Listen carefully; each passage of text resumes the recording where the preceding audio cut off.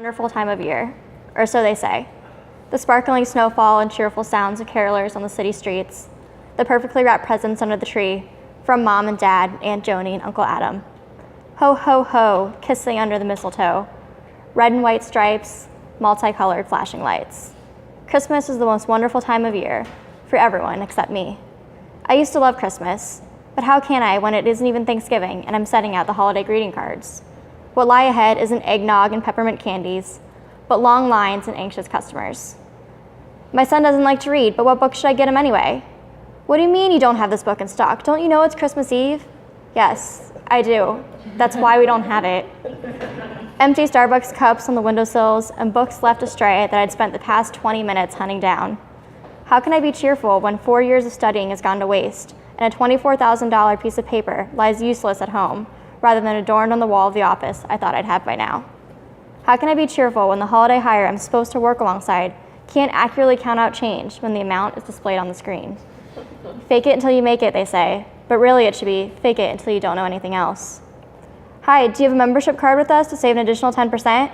I say energetically as a customer walks up to my register, and I grab their books and slide them across the pad, deactivating the loss prevention tag hidden inside. No, for just $25 a year, you can save an additional 10% off each item every time you're in the store, and also get free shipping online. Would you be interested in signing up today? Expecting a no, as most transactions go, I prepare to hit the total button and move on. But they don't. They say yes. Not skipping a beat, I hand over the registration pad and explain what to fill out. Name, address here, email and phone number here. No, sir, we won't sell your phone number. We actually use it as an alternative ID if you forget your membership card. Isn't it a great feature? Do you have kids for the free kids club? No? Then you can skip that part. Just sign here and we're ready to go. Check one for me as I just met my membership goal for the day. I could feel the coworker next to me sigh as he awkwardly fumbled through his transaction. He'd been struggling every day since I guided him through his training a week before. I'm not even a trainer, but I was the only one available.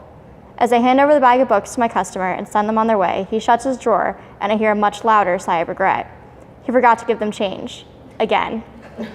He turns to me as I start to call over another customer. Sorry, dude, you know I can't help you. Call the manager.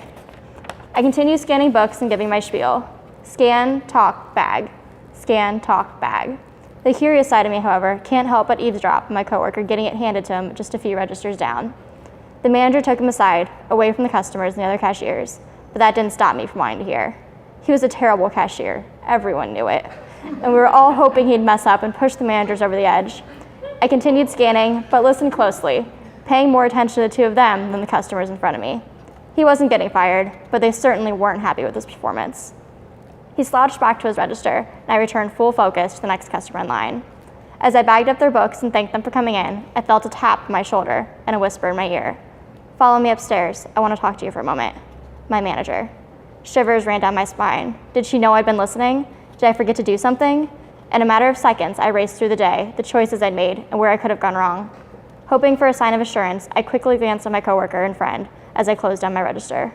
Her focus was on the clueless cashier, trying again to teach him how to do such a simple job. She could give no indication if she knew why our boss wanted to talk. There were only two options, and I only thought about the worst. As we stood waiting for the elevator, I could feel my heart racing. I heard her making mindless chatter until we got to the break room, but all I heard were excuses racing through my head. We walked into the office and took a seat.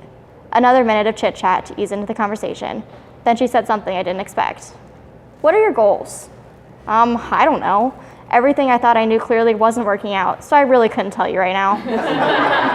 Of course, I said that in a much more professionally manner. Well, you've been doing really well here, and you mentioned wanting full-time. We do have an open position for head cashier. I think you'd be really good at it. I thought my heart was racing earlier. This was something else.